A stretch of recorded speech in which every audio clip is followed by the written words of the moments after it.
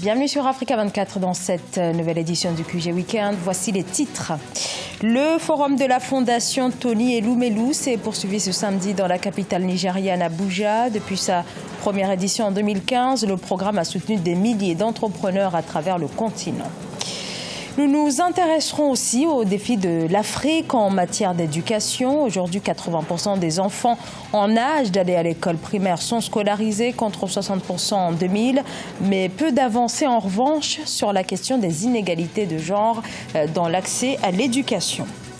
À suivre également François Nsingumva, le nouveau visage de la musique traditionnelle rwandaise.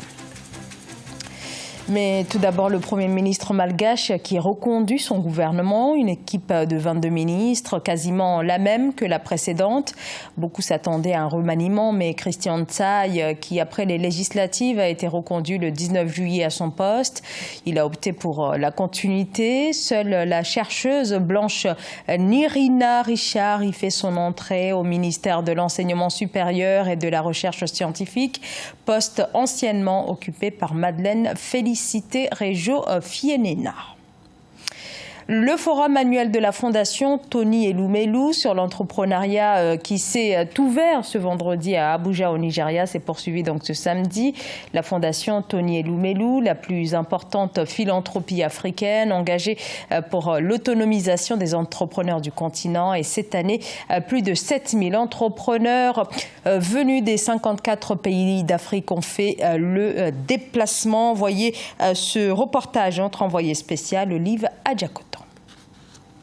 De 2010 à 2019, ce sont plus de 7500 entrepreneurs de 54 pays africains que la Fondation Tony Elumelu a soutenu avec la mise en place en 2015 du programme de financement des meilleurs projets. Pour 2019, 3050 entrepreneurs de 19 pays vont bénéficier de plus de 15 millions de dollars de financement.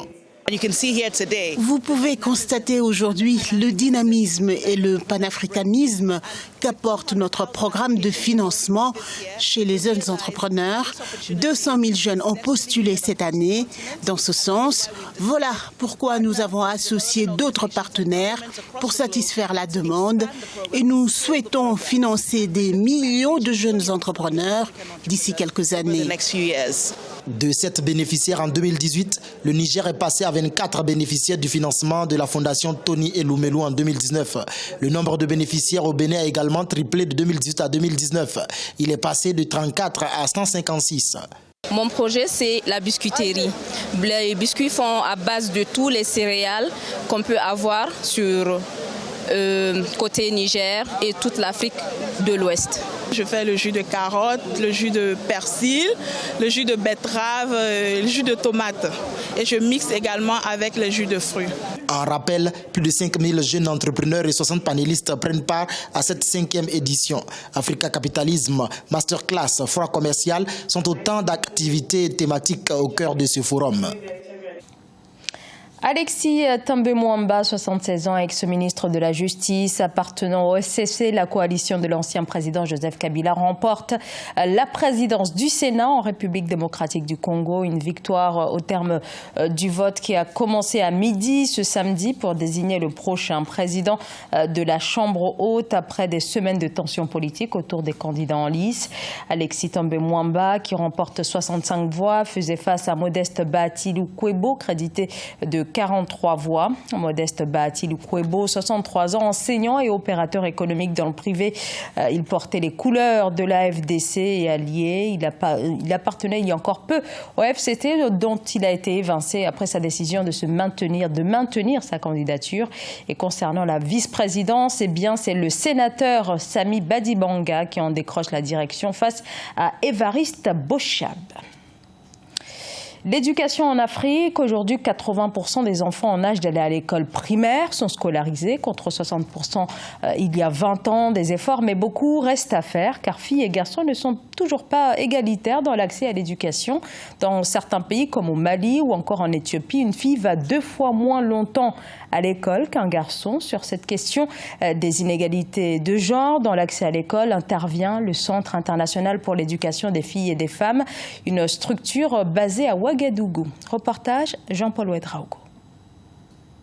Basé à Ouagadougou, au Burkina Faso, le Centre international pour l'éducation des filles et des femmes en Afrique de l'Union africaine, UACFA, consacre une part importante de son activité à montrer l'importance de l'éducation des filles pour le continent. Opérationnel depuis 2014, l'institution déploie son programme autour d'un plan stratégique intitulé « Rétention des filles dans le système éducatif ». Tout ce qui est électronique, électrotechnique, nucléaire, nous ne trouvons pas assez de femmes.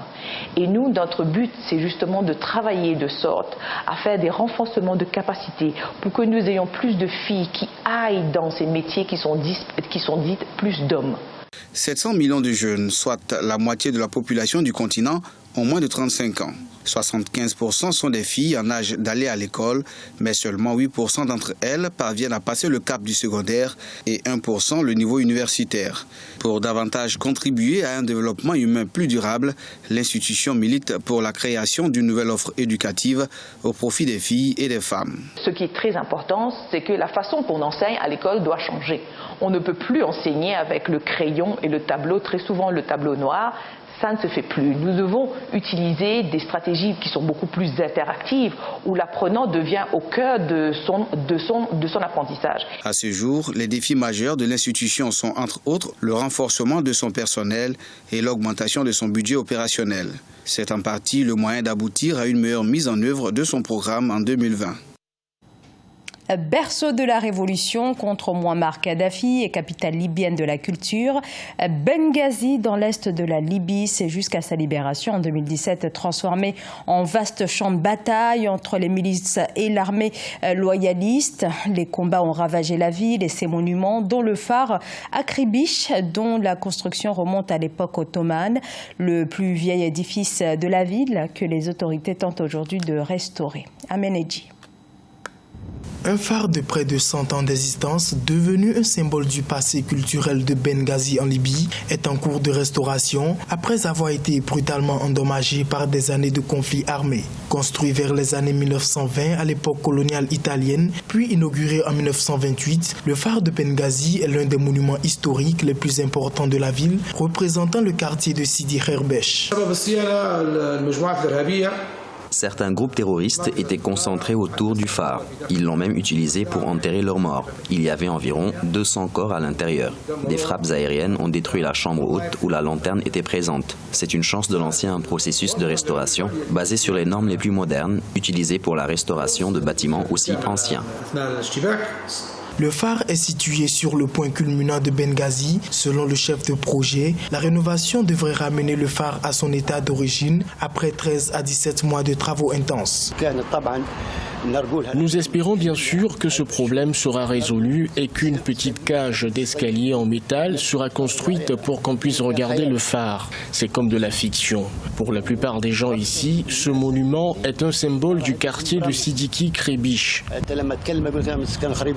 Le projet de rénovation du phare de Benghazi a été lancé et financé par les autorités locales, membres du gouvernement intérimaire de l'Est. Pour rappel, le général Khalifa Haftar avait lancé une offensive à Benghazi en 2014. Les combats se sont intensifiés avec ses opposants, majoritairement islamistes, dont certains se sont réfugiés dans le monument pendant la guerre. 6 mois qu'il a fait son apparition sur scène et déjà beaucoup de succès. François Xingxingumva, le nouveau visage de la musique traditionnelle rwandaise.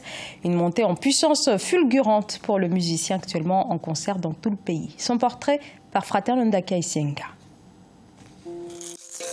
Cela fait un peu plus de 6 mois que François Xingxingumva est connu sur la scène musicale rwandaise et depuis, ces 2 chansons ont fait le tour du monde. Dans le pays, tout le monde connaît Igisupusupu, un qualificatif employé par l'artiste dans sa première chanson, Maria Jeanne. Son succès, l'homme de 40 ans le doit à un instrument oublié de la musique traditionnelle rwandaise.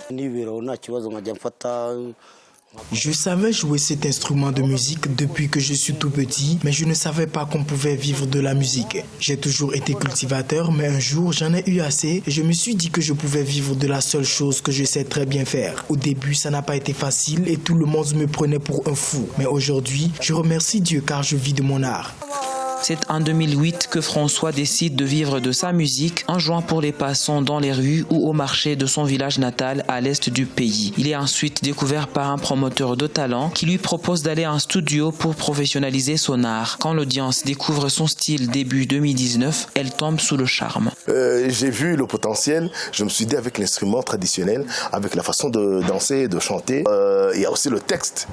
Tout mis ensemble, c'est ce que les Rwandais cherchaient. Tout le monde reconnaît François. Tout le monde. Les enfants qui commencent à parler, ils prononcent le mot Gisoupoussoupou. Personne n'a encore réalisé ce qu'il est en train de faire parce que personne ne l'a jamais fait au Rwanda. Personne.